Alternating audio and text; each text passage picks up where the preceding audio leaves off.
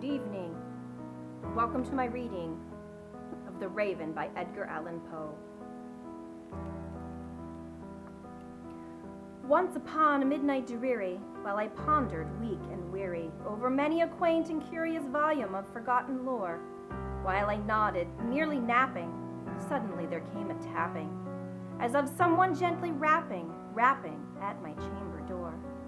"'Tis some visitor," I muttered, tapping at my chamber door. "Only this, and nothing more." Ah, distinctly I remember it was in the bleak December, and each separate dying ember wrought its ghost upon the floor. Eagerly I wished the morrow. Vainly I had sought to borrow from my books surcease of sorrow, sorrow for the lost Lenore, for the rare and radiant maiden whom the angels named Lenore, nameless here, forevermore. And the silken, sad, uncertain rustling of each purple curtain thrilled me, filled me with fantastic terrors never felt before, so that now, to still the beating of my heart, I stood repeating, "'Tis some visitor entreating entrance at my chamber door. Some late visitor entreating entrance at my chamber door. This is it, and nothing more." Presently my soul grew stronger, hesitating then no longer. "Sir," said I, "or Madame, truly your forgiveness I implore, but the fact is I was napping, and so you came rapping, and so faintly you came tapping at my chamber door that I scarce was sure I heard you." Here I opened wide the door. Darkness there, and nothing more. Deep into that darkness peering, long I stood there wondering, fearing, doubting, dreaming dreams no mortal ever dared to dream before, but the silence was unbroken, and the darkness gave no token, and the only word where spoken was the whispered word, "Lenore?" This I whispered, and an echo murmured back the word, "Lenore." Merely this, and nothing more. Back into the chamber turning, all my soul within me burning. Soon again I heard a tapping, somewhat louder than before. "Surely," said I, "surely that is something at my window lattice. Let me see then what threat is, and this mystery explore. Let my heart be still a moment and this mystery explore. 'Tis the wind and nothing more." Open here I flung the shutter, when with many a flirt or flutter, in there stepped a stately raven of the saintly days of yore. Not the least obeisance made he, not a minute stopped or stayed he, but with mine of lord or lady perched above my chamber door, perched upon a bust of Pallas just above my chamber door, perched and sat, and nothing more. Then this ebony bird, beguiling my sad fancy into smiling, by the grave and stern decorum of the countenance it wore. "Though thy crest be shorn and shaven, thou," I said, "art sure no craven, ghastly grim, an ancient raven wandering from the nightly shore? Tell me why thy lordly name is on thy night's Plutonian shore." Quoth the raven, "Nevermore."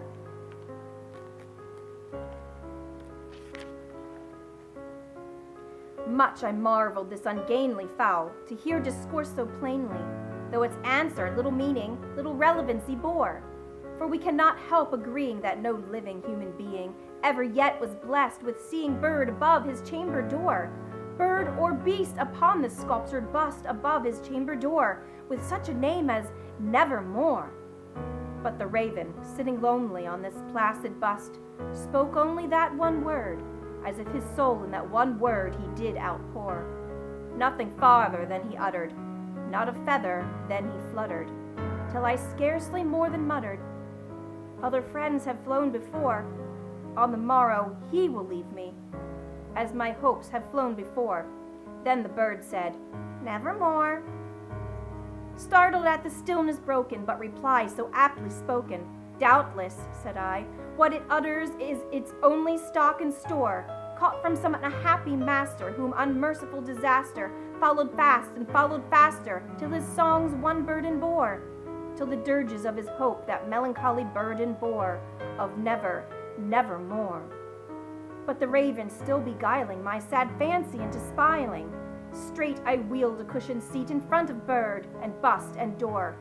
Then upon the velvet sinking, I betook myself to linking, fancy unto fancy, thinking what this ominous bird of yore, what this grim, ungainly, ghastly, gaunt, and ominous bird of yore meant in croaking, nevermore. This I sat engaging in guessing, but no syllable expressing to the fowl whose fiery eyes now burned into my bosom's core. This and more I sat divining, with my head at ease reclining on the cushion's velvet lining that the lamplight gloated o'er, but whose velvet violet lining with the lamplight gloated o'er she shall press, nevermore. Then methought the air grew denser, perfumed from an unseen censer, swung by seraphim whose footfalls tinkled on the tufted floor.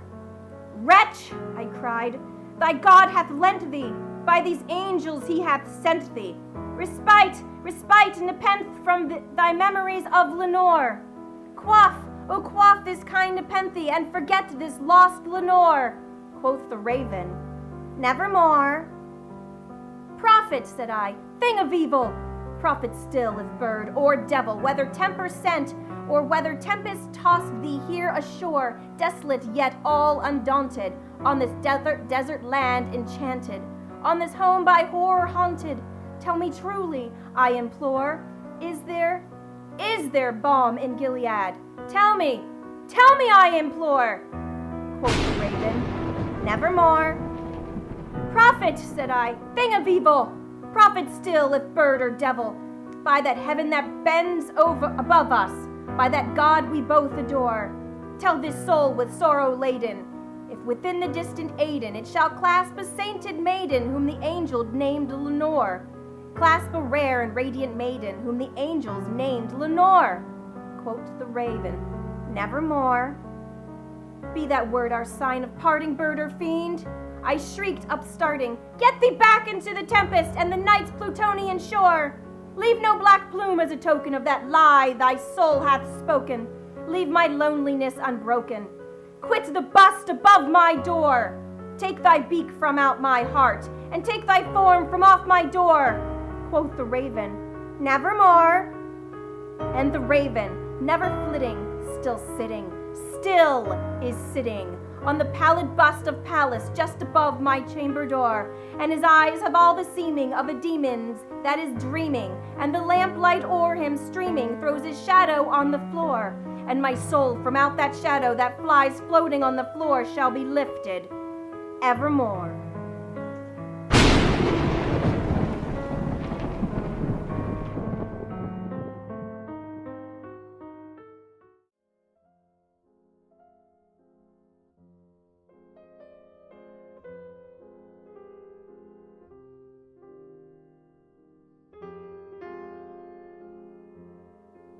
Hello there! I am the cat in the hat, reporting for story time. Today I'm going to read Green Eggs and Ham by Dr. Seuss. I am Sam.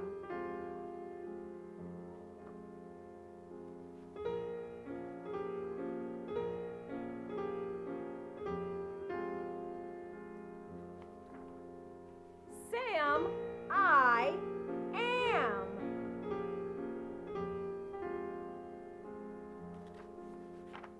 That Sam I am, that Sam I am. I do not like that Sam I am. Do you like green eggs and ham?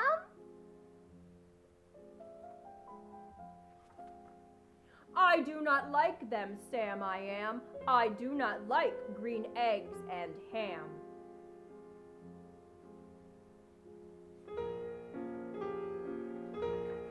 Would you eat them here or there?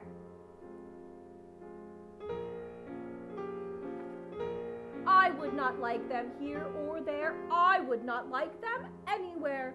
I do not like green eggs and ham. I do not like them, Sam I am.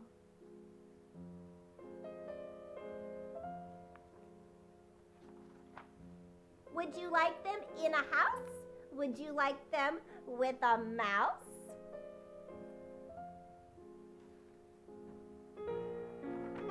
I do not like them in a house. I do not like them with a mouse. I do not like them here or there. I do not like them anywhere. I do not like green eggs and ham. I do not like them, Sam, I am.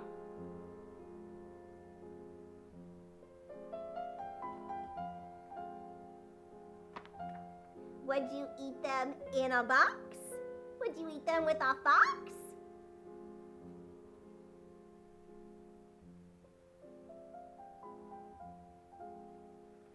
Not in a box, not with a fox, not in a house and not with a mouse.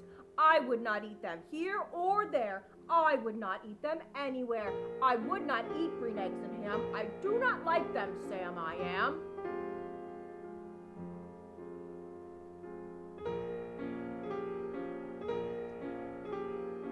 Could you in a car? Eat them, here they are. I would not, could not in a car.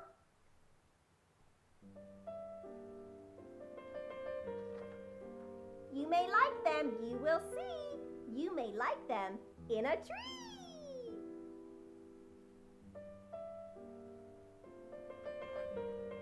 I would not, could not in a tree, not in a car. You let me be. I do not like them in a box. I do not like them with a fox. I do not like them in a house. I do not like them with a mouse. I do not like them here or there. I do not like them anywhere. I do not like green eggs and ham. I do not like them, Sam, I am.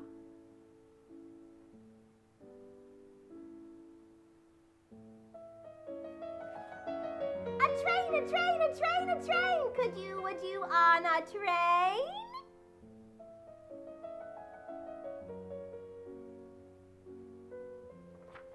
Not on a train, not in a tree, not in a car. Sam, let me be. I would not, could not in a box. I could not, would not with a fox. I will not eat them with a mouse. I will not eat them in a house. I will not eat them here or there. I will not eat them anywhere. I do not like green eggs and ham. I do not like them, Sam, I am.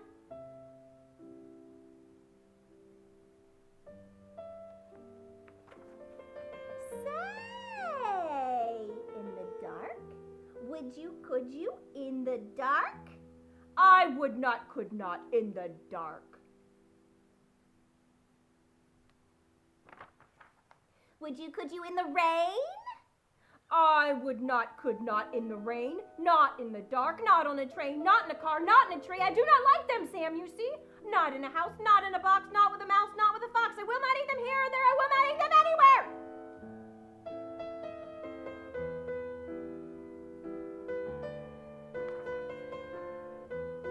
Like green eggs and ham? I do not like them, Sam, I am.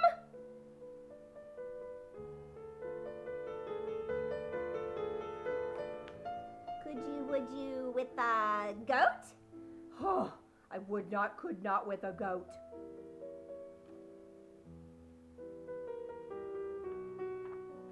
Could you on a boat?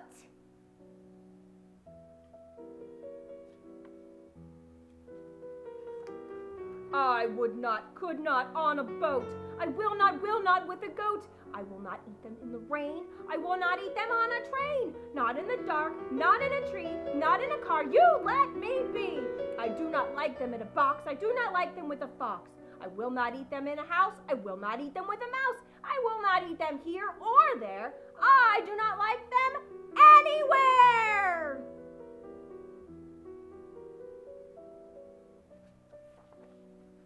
I do not like green eggs and ham.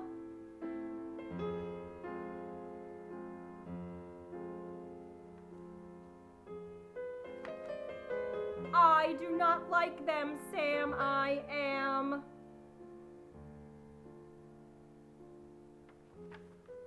You do not like them, so you say. Try them, and you may. Try them, and you may, I say.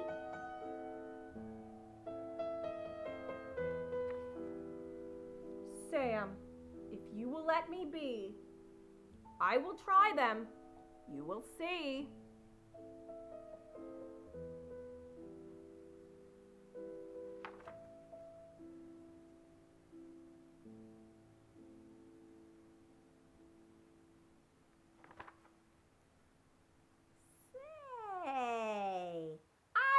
green eggs and ham. I do. I like them, Sam, I am. And I would eat them in a boat. And I would eat them with a goat. And I will eat them in the rain and in the dark and on a train and in a car and in a tree. They are so good, you see. So I will eat them in a box, and I will eat them with a fox, and I will eat them in a house, and I will eat them in the mouse. I will eat them here and there. Say, I will eat them anywhere.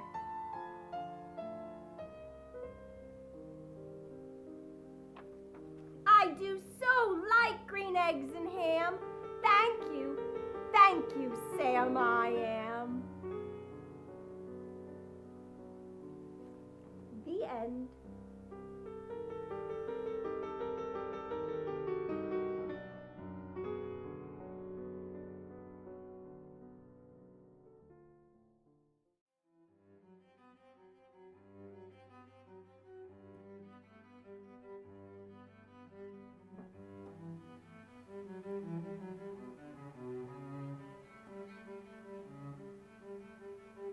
Oh, hello there. Welcome. Going to be reading the story of the Gingerbread Man.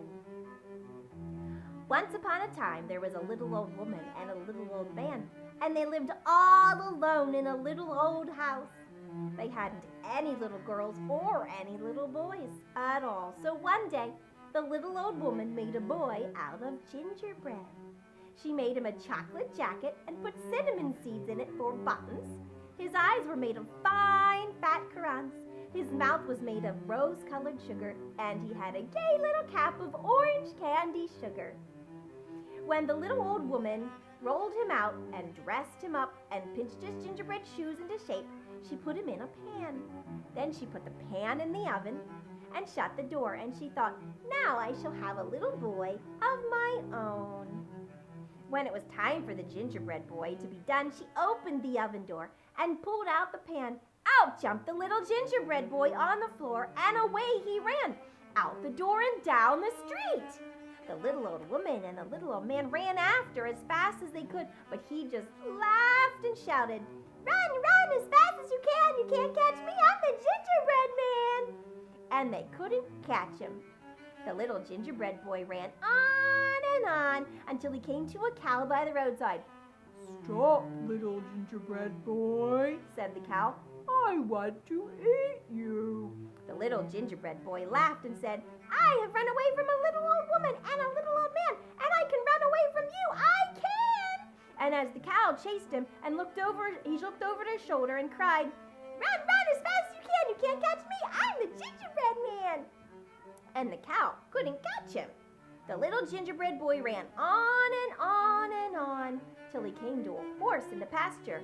Please stop, little gingerbread boy, said the horse. You look very good to eat.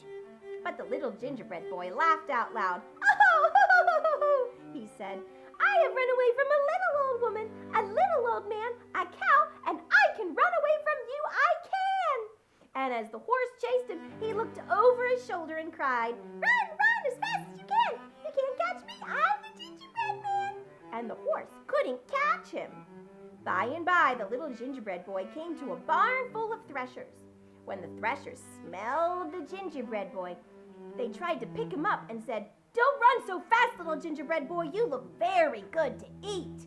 But the little gingerbread boy ran harder than ever, and he ran, and as he ran, he cried out, I have run away from a little old woman and a little old man, a cow, a horse, and I can run away from you. I can! And when he found that he was ahead of the threshers, he turned and shouted back to them, Run as fast as you can. You can't catch me. I'm the gingerbread man. Then the little gingerbread boy ran faster than ever, and he ran until he came to a field full of mowers. When the mowers saw how fine he looked, they ran after him calling out, Wait a bit, little gingerbread boy. We wish to eat you. But the little gingerbread boy laughed harder than ever and ran like the wind. Oh, he said, I have run from a little old woman and a little old man, a cow and a horse, a barn full of threshers, and I can run away from you. I can. And when he found that he was ahead of the mowers, he turned and shouted back to them, Run as fast as you can. You can't catch me. I'm the gingerbread man. But by this time, the little gingerbread boy was so proud that he didn't think anybody could catch him. Pretty soon he saw a fox coming across a field. The fox looked at him and began to run. But the little gingerbread boy shouted across to him, "You can't catch me!"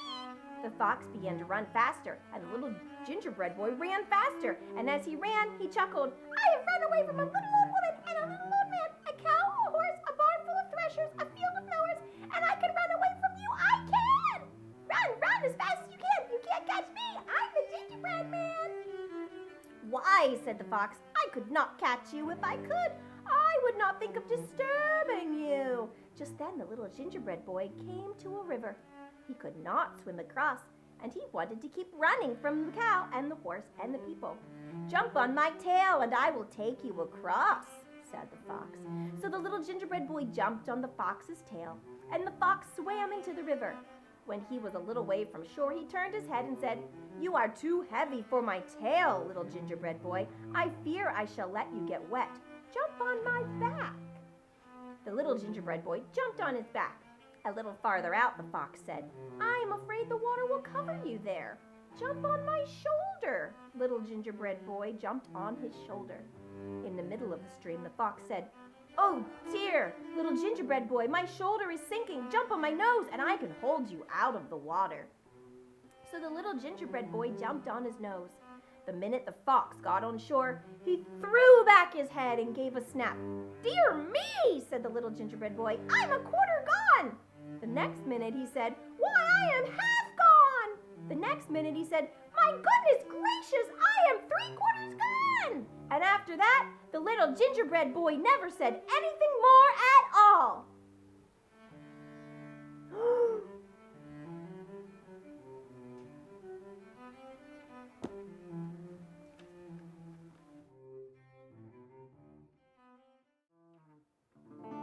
Who's that I see walking in these woods?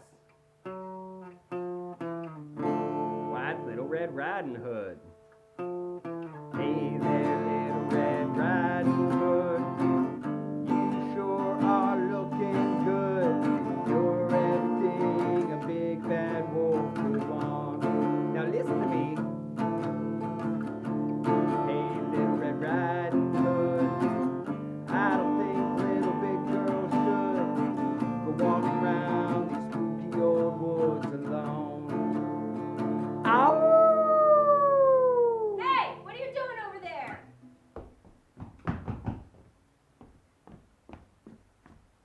Stupid wolf, this is my story.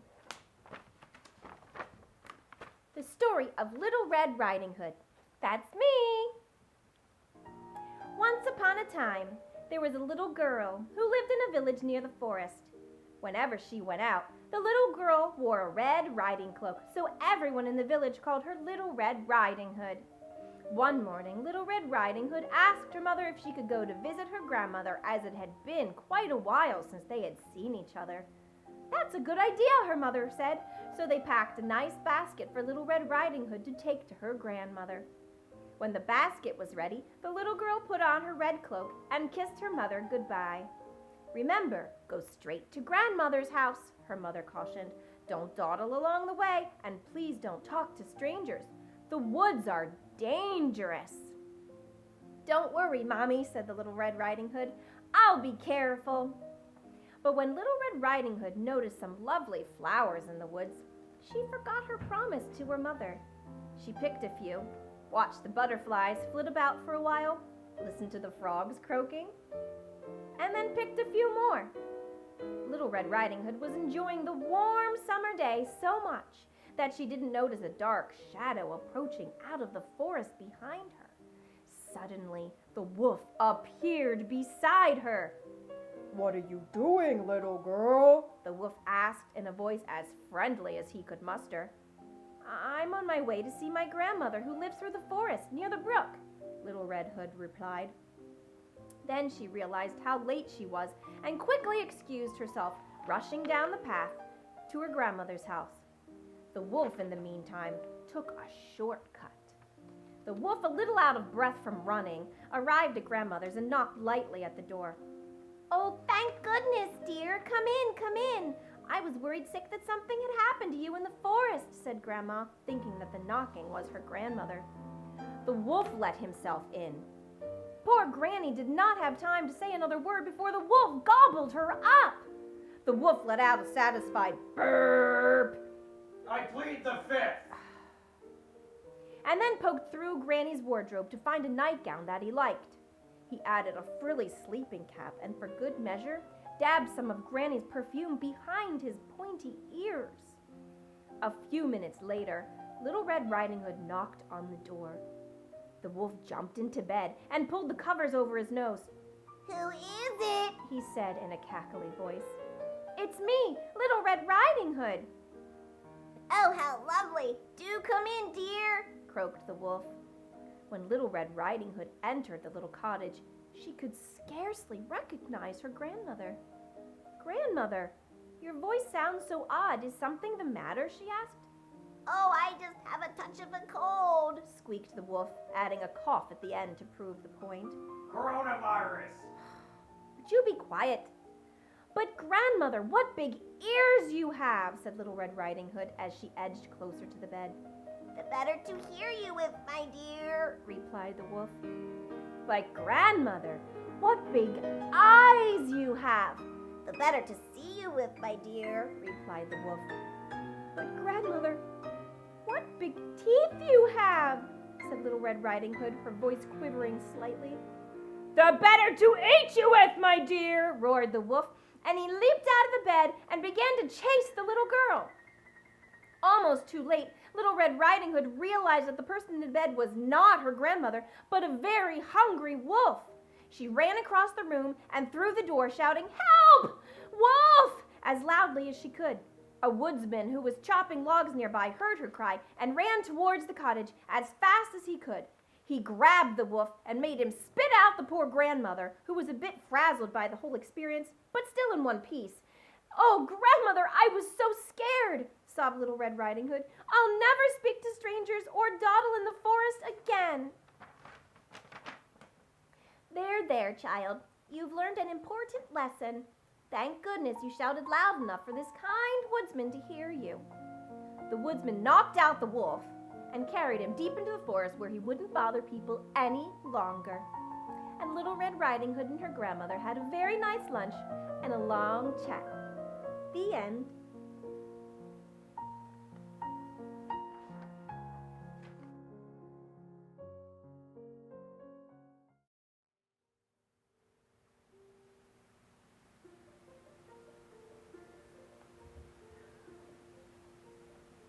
Tonight's episode is The Telltale Heart by Edgar Allan Poe. True, nervous. Very, very dreadfully nervous I had been and am. But why will you say that I am mad? The disease had sharpened my senses, not destroyed, not dulled them. Above all was the sense of hearing acute. I hear all things in the heaven and in the earth. I hear many things in hell. How then am I mad? Hearken and observe how healthily, how calmly I can tell you the whole story.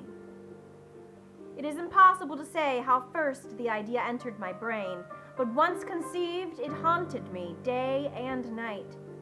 Object there was none. Passion there was none. I loved the old man. He had never wronged me. He had never given me insult. For his gold I had no desire. I think it was his eye. Yes, it was this. One of his eyes resembled that of a vulture. A pale blue eye with a film over it.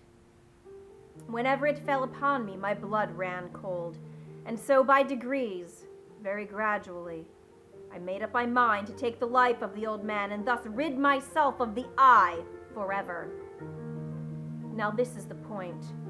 You fancy me mad. Madmen know nothing. But you should have seen me. You should have seen how wisely I proceeded, with what caution, with what foresight, with what dissimulation I went to work. I was never kinder to the old man than during the whole week before I killed him, and every night about midnight I turned the latch of his door and opened it, oh so gently. And then, When I had made an opening sufficient for my head, I put in a dark lantern, all closed so that no light shone out, and then I thrust in my head. Oh, you would have laughed to see how cunningly I thrust it in. I moved it slowly, very, very slowly, so that I might not disturb the old man's sleep. It took me an hour to place my whole head within the opening, so far that I could see him as he lay upon his bed. Ha! Would a madman have been so wise as this? And then, when my head was well in the room, I undid the lantern cautiously. Oh, so cautiously. Cautiously, for the hinges creaked. I undid it just so much that a single thin ray fell upon the vulture eye. And this I did for 7 long nights, every night, just at midnight. But I found the eye always closed, and so it was impossible to do the work. For it was not the old man who vexed me, but his evil eye. And every morning when the day broke, I went boldly into the chamber and spoke courageously to him, calling him by name in a hearty tone, and inquiring how he passed the night. So you see, he would have been a very profound old man indeed, to suspect that every night, just at 12, I looked in upon him while he slept. Upon the 8th night, I was more than usually cautious in opening the door. A watch's minute hand moved more quickly than did mine. Never before that night had I felt the extent of my own powers, of my sagacity. I could scarcely contain my feelings of triumph. To think that there I was, opening the door little by little, and he not even to dream of my secret deeds or thoughts. I fairly chuckled at the idea, and perhaps he heard me, for he moved on the bed suddenly as if startled. Now you may think that I drew back, but no. His room was as black as pitch with the thick darkness, for the shutters were closed, fastened through the fear of robbers. And so I knew that he could not see the opening of the door, and I kept pushing it on steadily, steadily. I had my head in and was about to open the lantern when my thumb slipped upon the tin fastening, and the old man sprang up in bed, crying out, "Who's there?" I kept quite still and said nothing. For a whole hour I did not move a muscle, and in the meantime I did not hear him lie down. He was still sitting up in the bed listening, just as I have done night after night, hearkening to the death watches in the wall. Presently I heard a slight groan, and I knew it was the groan of mortal terror. It was not the groan of pain or of grief. Oh no. It was the low, stifled sound that arises from the bottom of the soul when overcharged with awe. I knew the sound well. Many a night, just at midnight, when all the world slept, it was welled up in my own bosom, deepening with its dreadful echo the terrors that distracted me. I say I knew it well. I knew what the old man felt and pitied him, although I chuckled at heart. I knew that he had been lying awake ever since the first slight noise when he had turned in the bed. His fears had been ever since growing upon him. He had been trying to fancy them causeless, but could not. He had been saying to himself, "It is nothing but the wind in the chimney. It is only a mouse crossing the floor. Or it is merely a cricket which has made a single chirp." Yes, he has been trying to comfort himself with these suppositions, but he had found all in vain. All in vain, because death, in approaching him, had stalked with his black shadow before him and enveloped the victim. And it was the mournful influence of the unperceived shadow that caused him to feel, although he never saw nor heard, to feel the presence of my head within the room. When I had waited a long time, very patiently, without hearing him lie down, I resolved to open a very, very little crevice in the lantern. So I opened it. You cannot imagine how stealthily,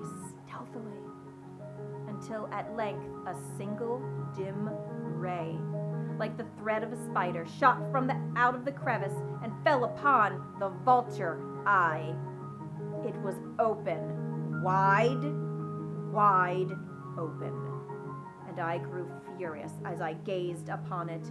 I saw it with perfect distinctness, all a dull blue with a hideous veil over it that chilled the very marrow in my bones, but I could see nothing else of the old man's face or person, for I had directed the ray, as if by instinct, precisely upon the damned spot. And now I have not told you that what you mistake for madness is but over-acuteness of the senses. Now, I say, there came to my ears a low, dull, quick sound, such as a watch makes when enveloped in cotton. I knew that sound well, too. It was the beating of the old man's heart. It increased my fury as the beating of a drum stimulates the soldier into courage. But even yet I refrained and kept still. I scarcely breathed. I held the lantern motionless. I tried how steadily I could maintain the ray upon the eye. Meantime, the hellish tattoo of the heart increased. It grew quicker and quicker and louder every instant.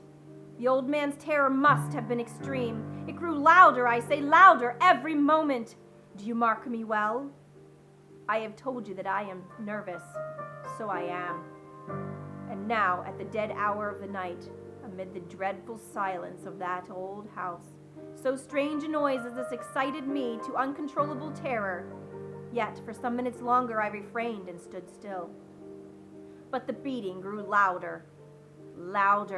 I thought the heart must burst, and now a new anxiety seized me. The sound would be heard by a neighbor. The old man's hour had come. With a loud yell, I threw open the lantern and leaped into the room. He shrieked once, only once, and in an instant I dragged him to the floor and pulled the heavy bed over him. I then smiled gaily to find the deed so far done. But for many minutes the heart beat on with a muffled sound. This, however, did not vex me. It would not be heard through the wall. At length it ceased. The old man was dead. I removed the bed and examined the corpse. Yes, he was stone dead. I placed my hand upon the heart and held it there many minutes. There was no pulsation. He was stone dead. His eye would trouble me no more. If you still think me mad, you will think so no longer when I describe the wise precautions I took for the concealment of the body. The night waned, and I worked hastily, but in silence. First of all, I dismembered the corpse. I cut off the head and the arms and the legs. I then took up 3 planks from the flooring of the chamber and deposited it all between the scantlings. I then replaced the boards so cleverly, so cunningly that no human eye, not even his, could have detected anything wrong. There was nothing to wash out, no stain of any kind, no blood spot whatever. I had been too wary for that. A tub had caught all that. When I had made an end of these labors, it was 4 o'clock, still dark as midnight. As the bell sounded the hour, there came a knocking at the street door. I went down to open it with a light heart, for what had I now to fear? There entered 3 men who introduced themselves with perfect suavity as officers of the police. A shriek had been heard by a neighbor during the night. Suspicious of foul play, had been aroused. Information had been lodged at the police office, and they, the officers, had been deputed to search the premises. I smiled. For what had I to fear? I bade the gentleman welcome. The shriek, I said, was my own in a dream. The old man, I mentioned, was absent in the country. I took my visitors all over the house. I bade them search. Search well. I led them at length to his chamber. I showed them his treasures, secure, undisturbed. In the enthusiasm of my confidence, I brought chairs into the room and desired them here to rest from their fatigues, while I myself, in the wild audacity of my perfect triumph, placed my own seat upon the very spot beneath which reposed the corpse of the victim. The officers were satisfied. My manner had convinced them. I was singularly at ease.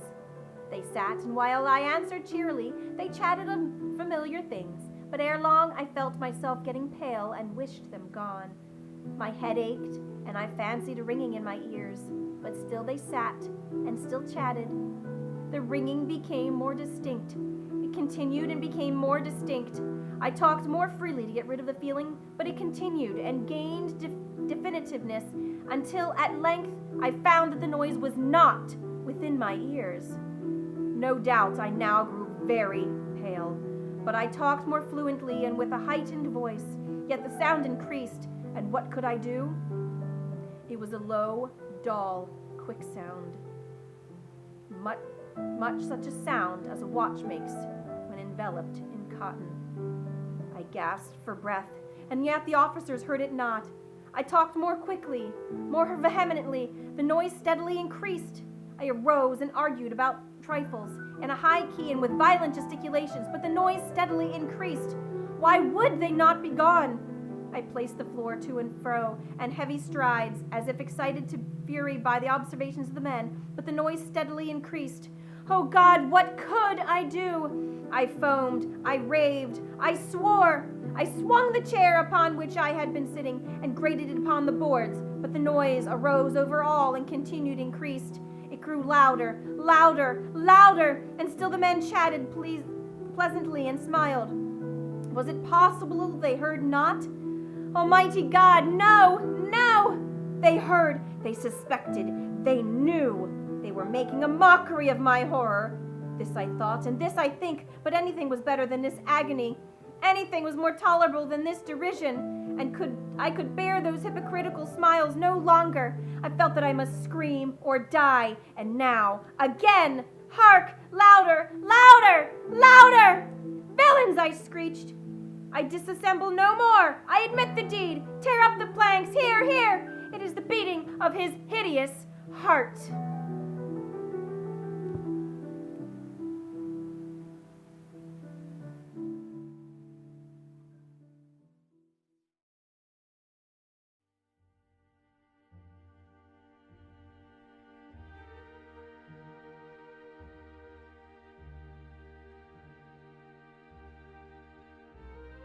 Hi there, me again, your friendly neighborhood cat in the hat. Today I am reading The Cat in the Hat, starring yours truly. The sun did not shine, it was too wet to play, so we sat in the house all that cold, cold, wet day. I sat there with Sally, we sat there, we two, and I said, how I wish we had something to do. Too wet to go out and too cold to play ball, so we sat in the house. We did nothing at all. So all we could do was to sit, and we did not like it. Not one little bit.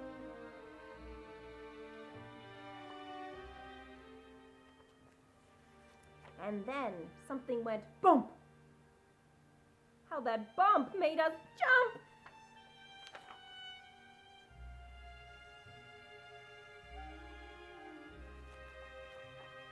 We looked, then we saw him step in on the mat. We looked and we saw him, the cat in the hat. And he said to us, why do you sit there like that? I know it is wet, and the sun is not sunny, but we can have fun, lots of good fun, that is funny.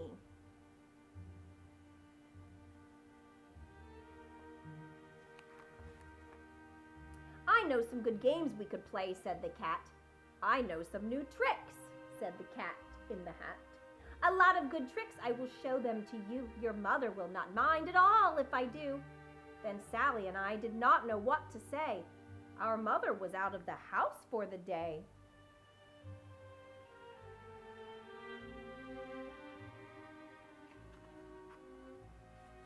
But our fish said, no, no, make that cat go away. Tell that cat in the hat you do not want to play. He should not be here. He should not be about. He should not be here when your mother is out.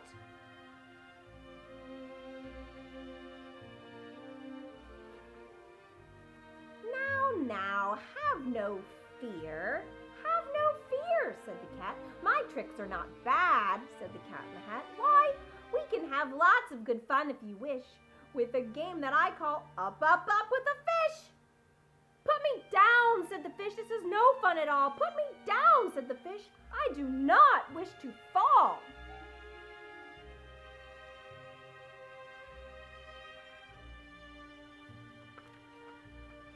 Have no fear, said the cat.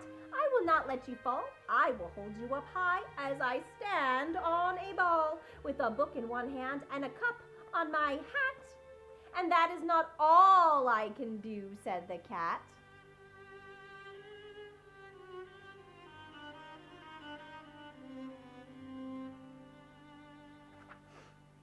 Look at me now, said the cat, with a cup and a cake on the top of my hat.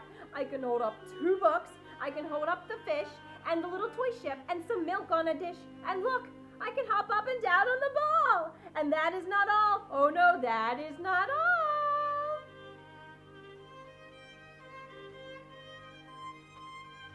Look at me now. It is fun to have fun, but you have to know how. I can hold up the cup and the milk and the cake. I can hold up these books and the fish on a rake.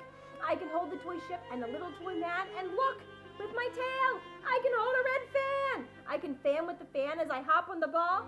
But that is not all. Oh no, that is not all.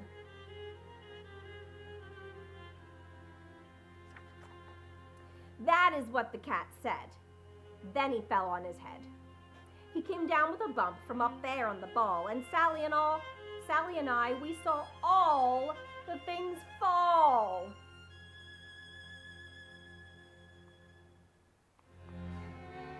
And our fish came down too. He fell into a pot. He said, "Do I like this? No, I do not. This is not a good game," said our fish as he lit. "No, I do not like it, not one little bit."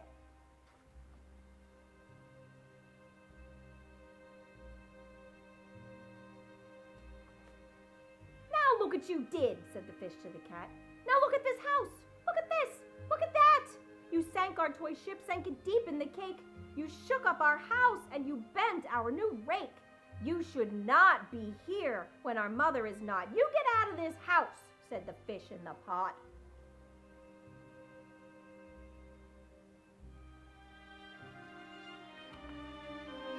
"But I like to be here. Oh, I like it a lot," said the cat in the hat to the fish in the pot. "I will not go away. I do not wish to go." "And so," said the cat in the hat, so, I will show you another good game that I know."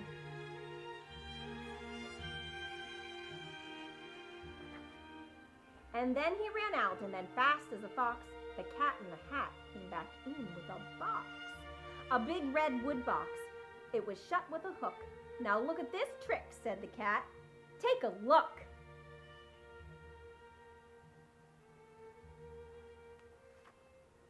Then he got up on top with the tip of his hat. "I call this game Fun in a Box," said the cat. "In this box are 2 things. I will show to you now. You will like these 2 things," said the cat with a bow.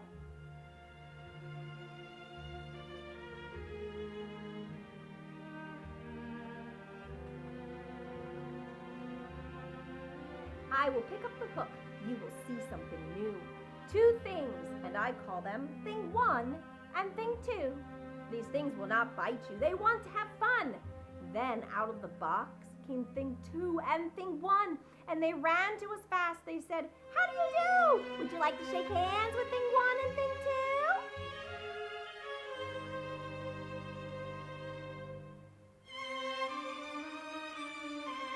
And Sally and I did not know what to do, so we had to shake hands with Thing 1 and Thing 2. We shook their 2 hands, but our fish said, No, those things should not be in this house. Make them go. They should not be here when your mother is out. Put them out, said the fish in the pot.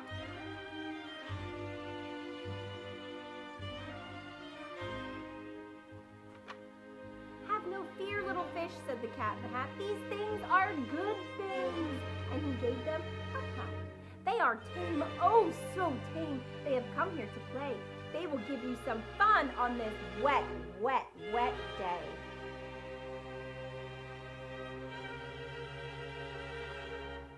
"Now here is a game they like," said the cat. "They like to fly kites," said the cat in the hat. "No, not in the house," said the fish in the pot. "They should not fly kites in a house. They should not. Oh, the things they will bump. Oh, the things they will hit. Oh, I do not like it, not one little bit."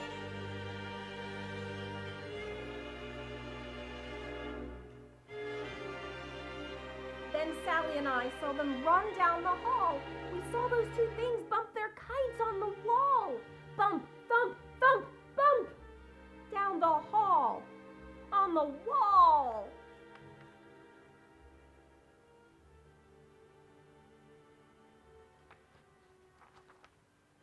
Thing 2 and thing 1, they ran up, they ran down. On the string of a kite, we saw Mother's new gown.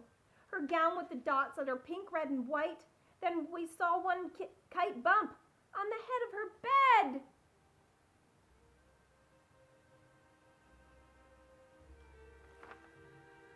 Then those things ran about with big bumps, jumps, and kicks, and with hops and big thumps and all kinds of bad tricks.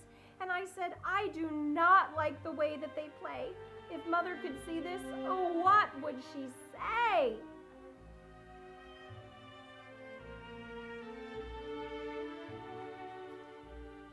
Then our fish said, look, look. And our fish shook with fear. Your mother is on her way home. Do you hear? Oh, what will she do to us? What will she say? Oh, she will not like it to find us this way.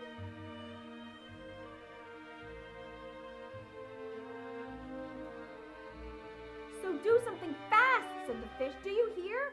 I saw her, your mother. Your mother is near. So as fast as you can, think of something to do. You will have to get rid of thing 1 and thing 2.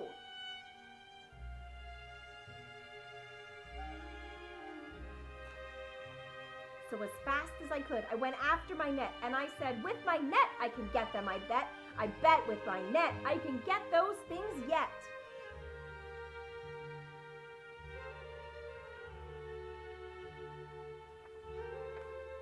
Then I let down my net. It came down with a plop, and I had them at last.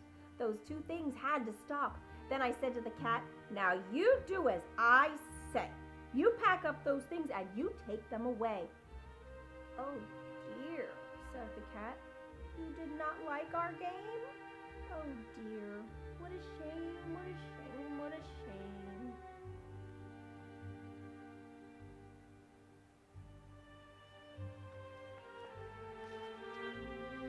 Then he shut up the things in the box with the hook, and the cat went away with a sad kind of a look.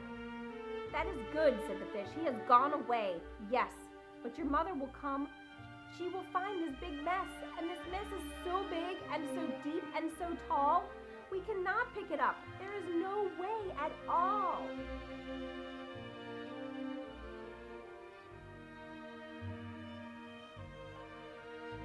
And then, who was back in the house? Why, the cat! Have no fear of this mess, said the Cat in the Hat. I always pick up all my playthings, and so I will show you another good trick that I know.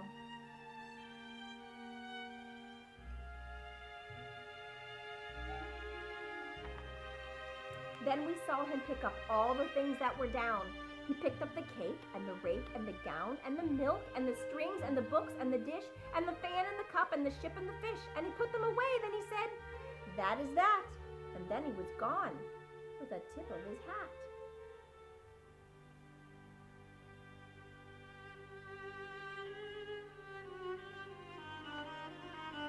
Then our mother came in and she said to us too, did you have any fun? Tell me, what did you do? And Sally and I did not know what to say. Should we tell her the things that went on there that day? Should we tell her about it? Now what should we do? Well, what would you do if your mother asked you?